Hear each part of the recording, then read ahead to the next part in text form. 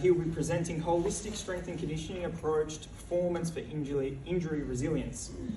Ben is an ASCA accredited strength and conditioning coach. He has several accreditations, including instructor's certification in Oxygen Advantage Advanced, FRC Mobility Specialist Training, Postural Restoration Institute Training, coach in FMA Movement and Strength, health coach and training in a number of corrective exercise and rehabilitative movement and breathing techniques. He is currently completing a Bachelor's of Psychology and has been involved in playing elite sport in Australia, the US and Europe. Over the past 8 years, Ben has developed and delivered holistic performance programs addressing, among other things, biomechanics, strength and conditioning, movement health, wellness, breathing, and health psychology programs and protocols. Through his company Holos, he works with a wide range of people and organisations, helping them to develop optimal foundations for health, performance and well-being within their work, athletic pursuits and personal lives. Thanks, Ben. Thanks, Bryce.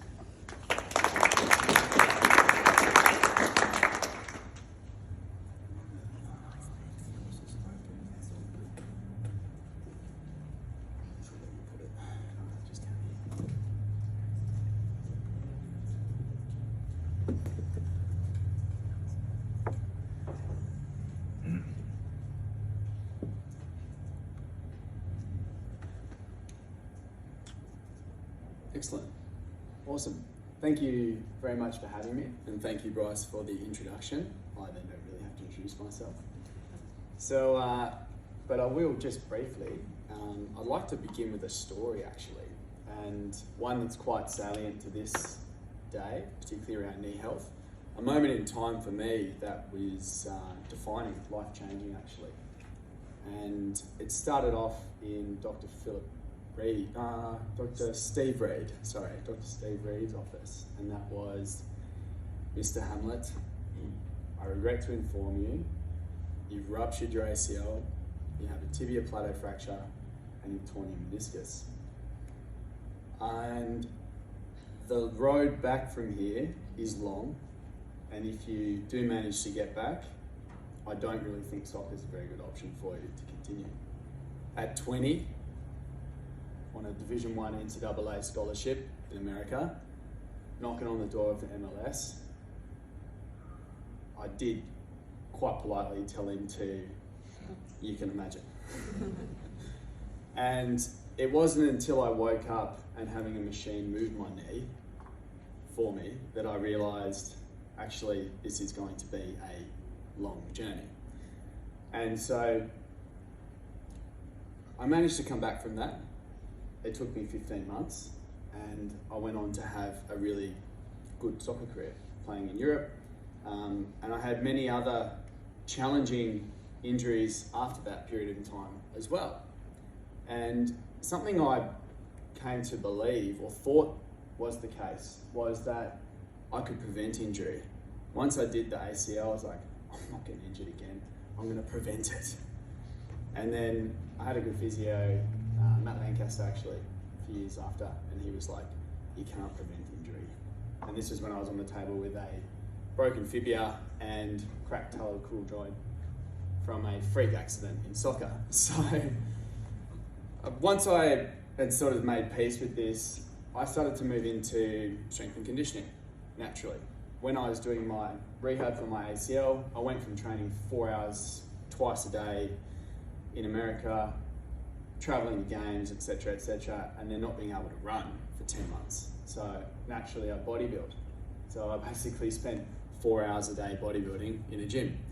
And whilst that wasn't very positive for my sport, as I got back, it opened the door for me to really get passionate about strength and conditioning and looking at how can I influence the people that I now serve through whether they are elite athletes, mature or developing. And I also work with an interesting population of mature age people, ranging from 40 to 60, who seem to be injured but aren't really injured. So they've seen every single specialist for the specific one thing, and then they can't seem to get right, and they somehow end up with me, and I take a more of a holistic approach and quite suddenly, well, over a period of time, their knee pain disappears, as it wasn't actually anything wrong with their knee. There's other factors going on. So with that in mind, I realised that whilst I can't prevent injury, we can become more resilient to injury. And I believe that it's multifaceted to underpin this resilience. And I've been developing a system that I've been applying now for the last 8 years with elite young athletes, with elite athletes, and with other people that I work with, as well as myself, and looking at the human from a biomechanics standpoint. How well do we move? Physiologically, what are the qualities and the systems that underpin our capacity? And psychologically. And I believe that these three underpin a resilience to injury, which when we can be more resilient to injury, we can perform, and performance happens. One thing that I really focus on doing though is making sure that I understand what I'm dealing with at the start. Because if we're not assessing,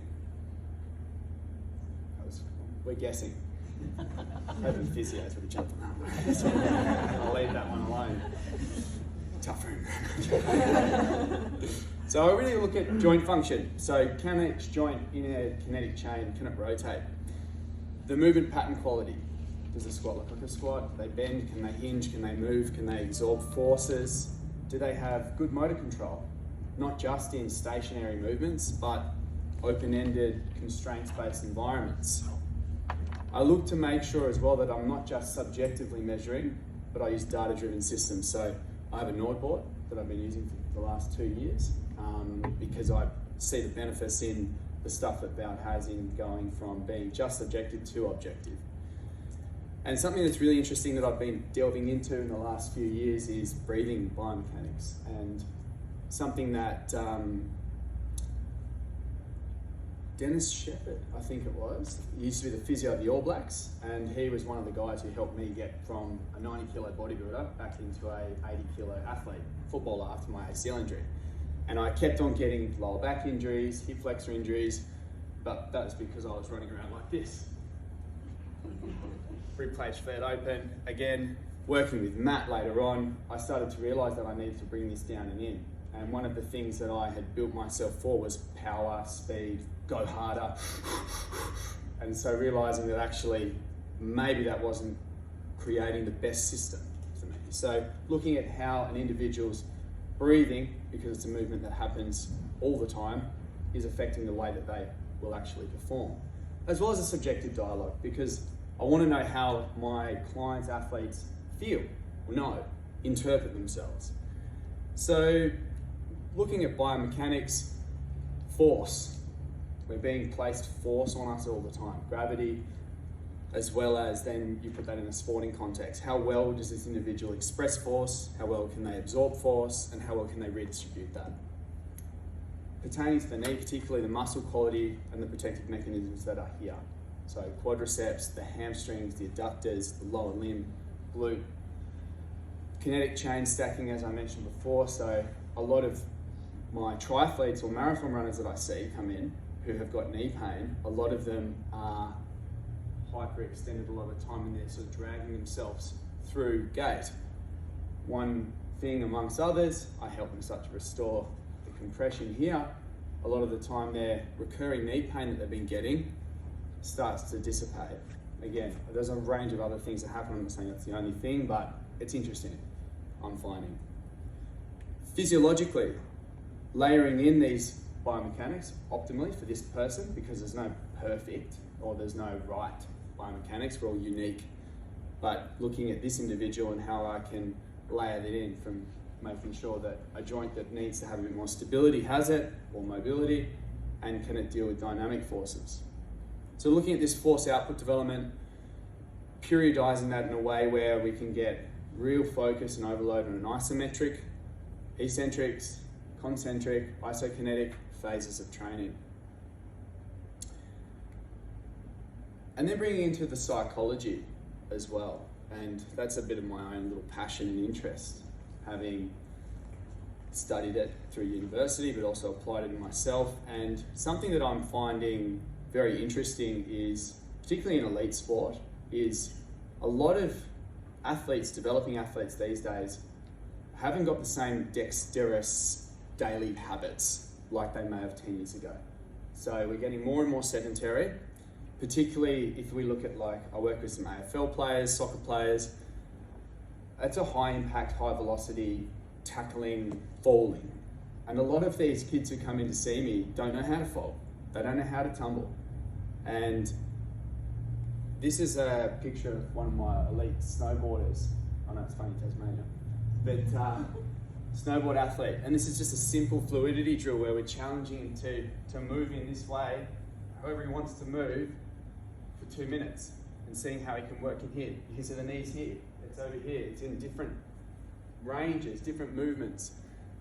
And whilst we can do deep end split squats and RDLs and Nordics, which are all great, they don't always account for, whilst they do, they don't always account for the randomness that is sport. And like we do know, the ACL as well, non-contact a lot of the time in random angles. So it's something I haven't got any data or evidence on yet, but something I'd like to explore further. So looking at this constraints-based learning where I'm opening environments for them to explore their body, to fall, to challenge, to open, to close, and looking at this neuromuscular coordination, which I believe helps start to build this involuntary motor control. Because a lot of the time, yes, it comes up when we move from the brain, but the better I think we can make smarter athletes, where it's like so random that that reaction's quicker, so that it doesn't have to come up here, and then we can get a better adaptability, reactivity, rhythm, and timing. So I sort of see an opportunity for particularly field sports or running sports to steal from places like martial arts, dance, take these qualities and principles and give them to these athletes. Could see potentially a reduction in non-contact injuries. And it really starts to help the perceived state of injury resilience for an athlete too. Because, well, again, just going off what they tell me, oh, I can actually move. I fall really comfortably now. Now, it happened on the field. I got slung down, but it was like I rolled straight out of that. Got the ball, kept going. Or, oh, I had a sublux in my shoulder and a dislocation, but now I'm doing this rolling. It's like I've got this new room. This guy particularly, this snowboarder. And I think there's a real power in giving back that sense of control and that sense of confidence within an athlete to avoid injury, but even if they have had a history of injury, like that's really tough. Once you have had that big injury, it's like everything, you feel a little bit of pain, it's like, could that be it? It's not. It's actually not. And a lot of the time we actually need to calm that down. Something really interesting that I have been exploring with the VOUT system is the notion of biofeedback. And something that's really cool with the NordBoard is you get up on the screen, them doing that rep. So when they're going through a Nordic, there's a force trace, and we can see left and right if they are tracking well together. Some of the athletes that have come in to see me have got like a 26, 30% asymmetry, and they've had serious hamstring injuries, they may have had a history of knee injury. And so when I'm screening them, I don't show them the thing because that's going to potentially influence it. But when they come back in, we have up on the screen, all right, this was your force trace, you can see it. This is your left leg, you can see it's below. Now on this next rep, a bit harder on that left hook, yeah? And you can see here, the first rep of the force trace, not conscious of it. Second, we're getting much closer. So starting to use these systems in a way where we can actually start to create a real influence again on the metrics and the strength and the control, neurologically, physiologically, but also for the athlete to perceive, wow, yeah, it's not an asymmetry anymore. Awesome, that's a win. And then they come back and they're like, cool, I want to beat that again. I want to hit that again. And so it's a really powerful and interesting area, I think, that is just sort of building in. And we'll only get better as we get even more systems. And one thing that I find even more important in this day and age, particularly for young athletes, if anyone's working with student athletes, they're the busiest humans on the planet, right? Their schedules, they're hectic. It's school, training, maybe another training session, and it's this constant pressure. Then they have the phone, comparison, and that's at the student level, but we're all affected in that way, I believe now. And so creating spaces for down-regulation and integration could be a really powerful way to help people move from one thing to the next thing. Because from experience in elite environments, the players that did the best, it was when you could like be at training and you were just there and you were a warrior, and then you are a jaguar sleeping on a tree branch. Like, you can turn off, you're not taking it with you. Or whilst doing my degree, running a business, training, trying to play football, it was like I had to be able to go, stop, move to the next thing. Or the student athlete who's in class, then he's got to be on the field, then he's in the gym, etc. So utilising breathing control tools to influence the vagus nerve to calm down, to down-regulate. And I'd like to actually invite you all to have a crack right now with me. One simple tool, right? It's called the Brahmari exercise. All you do is take a breath in your nose, and on the exhale, you'll let out a slow hum. Now we're going to do that for 1 minute, except you want to plug your ears with your thumbs and cover your eyes and continue, and I'll tell you to come back to the room in a moment. So close your eyes, no cheating.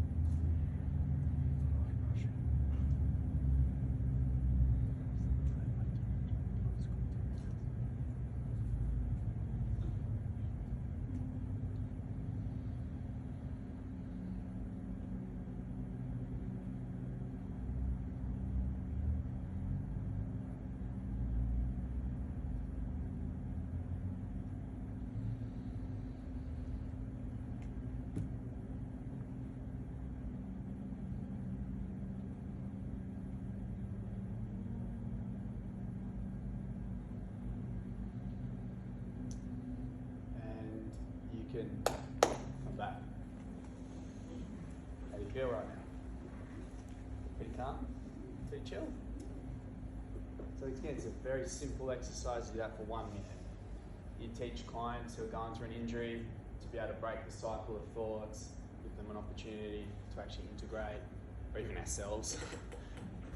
You know, this is something I do with all my athletes, like to help teach them, is giving them skills of down regulation, giving them skills to control what's going on in here, because a lot of what's going on in here is influencing everything else. And healing doesn't occur in stress very well. And so particularly when I've had someone who's injured, going through that, it's like we need to calm that space down as well. Or someone who is just training like a demon. And again, you alluded to it fantastically. You've got these young athletes who are just like, let me do more. I saw these videos on social media, gotta hustle. No, you don't. You need to recover. Like, you're burning out already, you're 14. It's like, slow down. And I can speak from experience in that. So if we can start to formulate some tools around our training where we can influence and gain some insight into these underpinning foundational principles of what make us human. Our physiology, our biomechanics, our psychology, understanding how these stack up from the get-go. We can scale them as well, and we can measure. We can start to improve over time.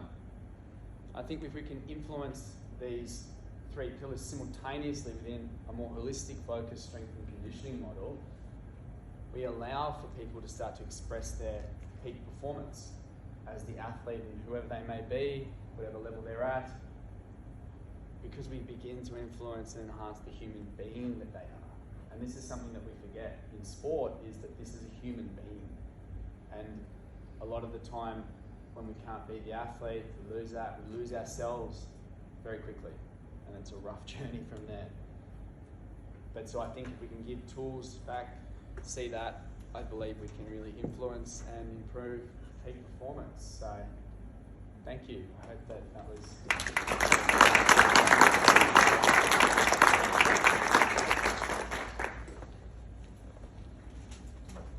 Thanks, Ben. Pleasure. Does anyone have any questions I'd like to ask Ben on his presentation? Back. I'm Jess. I love that, by the way. I'm mostly in the chronic pain space, coming from a very, chronic pain space more so than an athletic space, but that kind of concept of down regulation is something that I've been kind of working out a little bit for myself, and that's been amazing. So hearing that from a sports fan is just so exciting. What's my question? The role of down regulation really helpful. What are your thoughts on having the skills to upregulate as needed? Is that something I find like most people need to downregulate, but some people need to kind of get themselves into that switched on space? Totally agree. And so you can't just downregulate, otherwise nothing's going to get done. So you definitely need to have a continuum of skills in moments when you need to upregulate, moments when you need to downregulate. And interestingly, like you're saying, in that sort of pain cohort, people who are probably more down here who might need to get a bit up in order to engage in some form of rehab, physio, movement retraining. So the breath can work both ways, and very simply one principle is like, if your inhale is longer than your exhale, you're going to upregulate, or if your breathing rates increase, you will upregulate. Whereas if you need to downregulate, making your exhale longer than your inhale, and making the breaths slower, the breathing rate slower over minute ventilation. So there are definitely ways of both sides, and there's autogenic training as well. I'm not sure if you're familiar with that, which is like the training of becoming more aware of body sensations, and so using that to be able to shift state.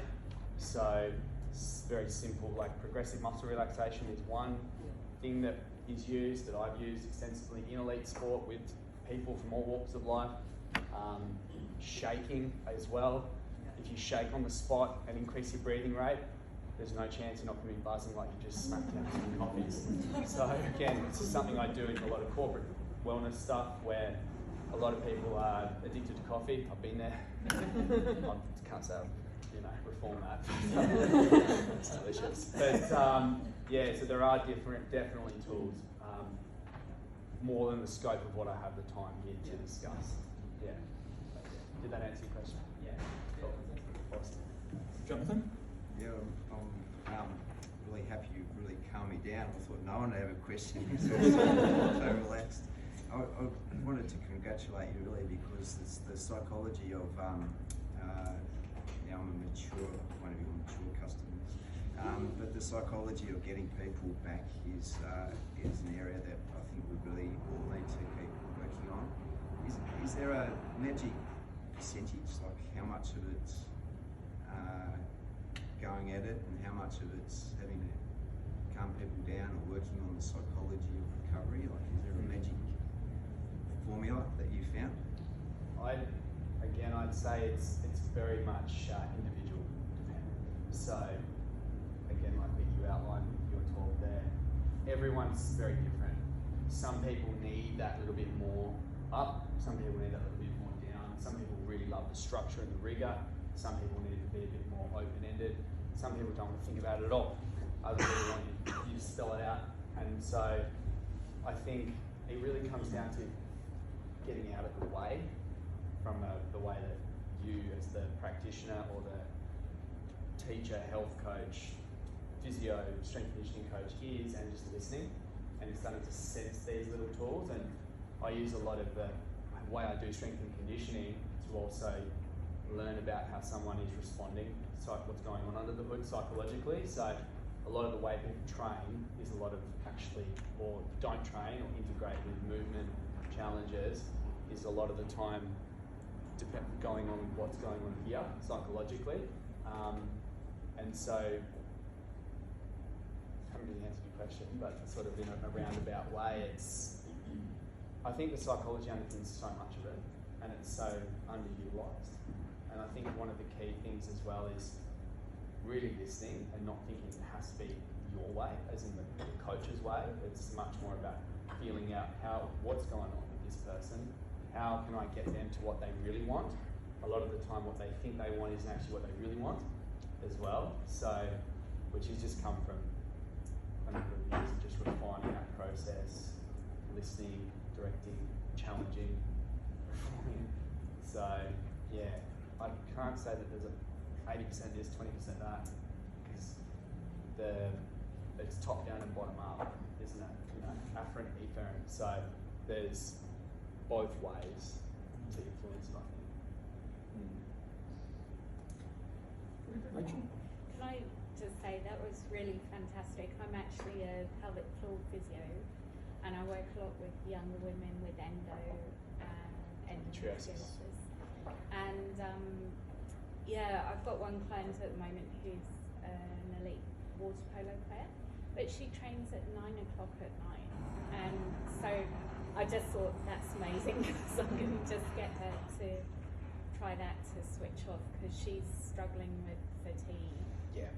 And her conditioning coach sounds a little challenging as well. So I've only seen her once, so I'm hoping to work with him as well to try and change what they're doing a bit. But yeah, that's given me some really great tips. Thank you. My pleasure. Amazing. It's a fascinating thing you mention again. It's like more is not more all the time. It's like, again, been there, can tell you from experience, it's not.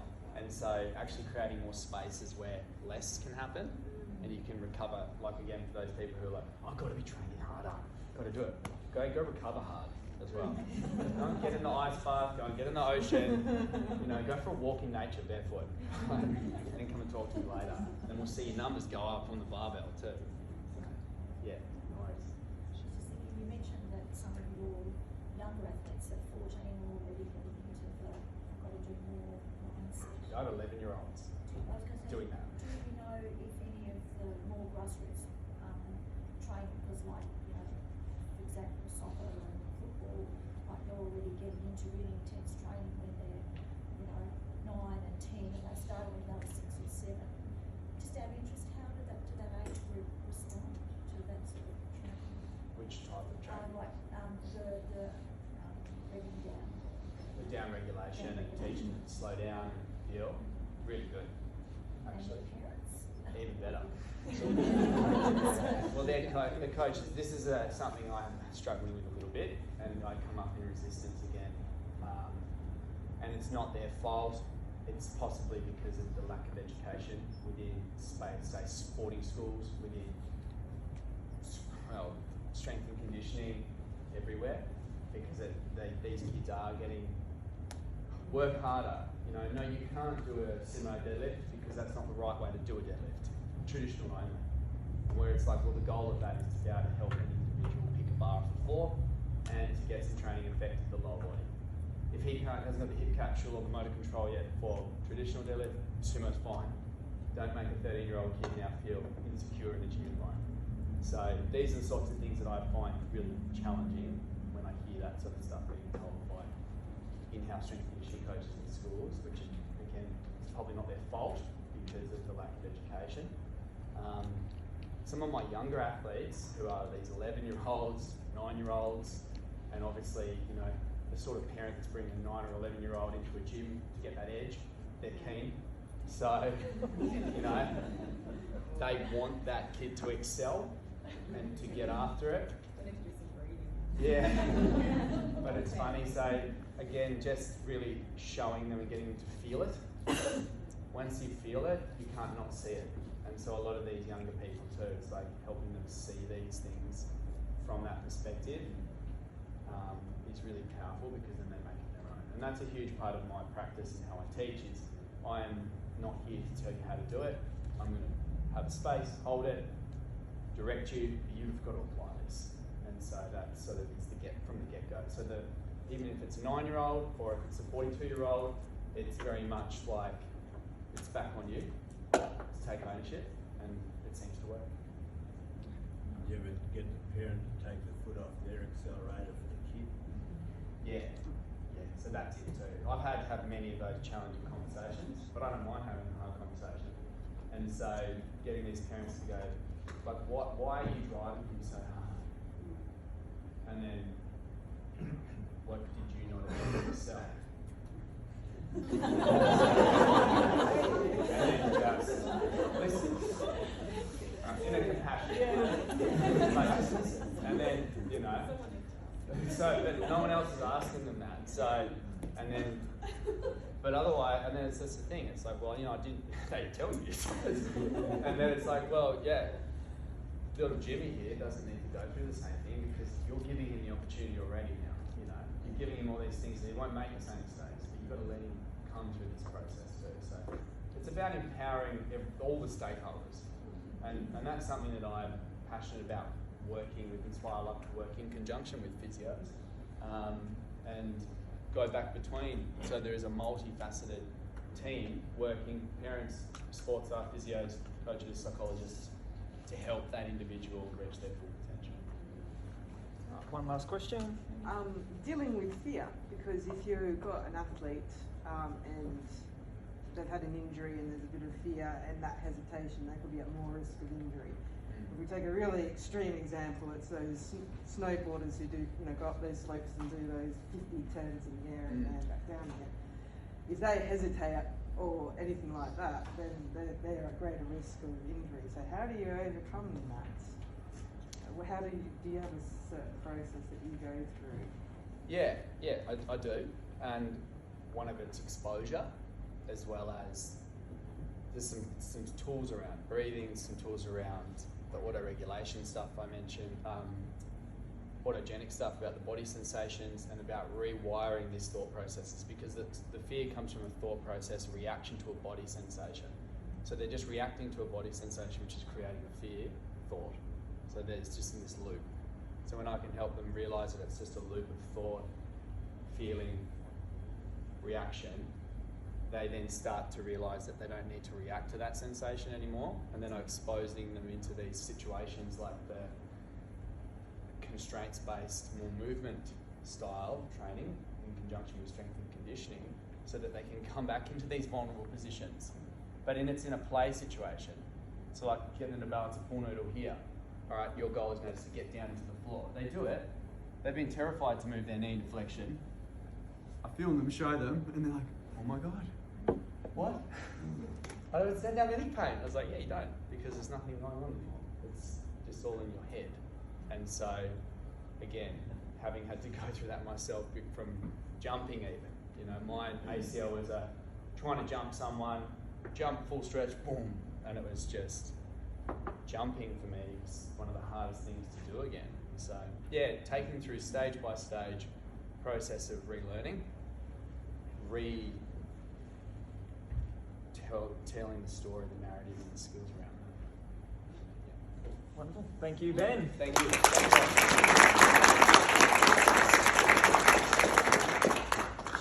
So we're going to break to morning tea now. We've got about 20 minutes until we come back.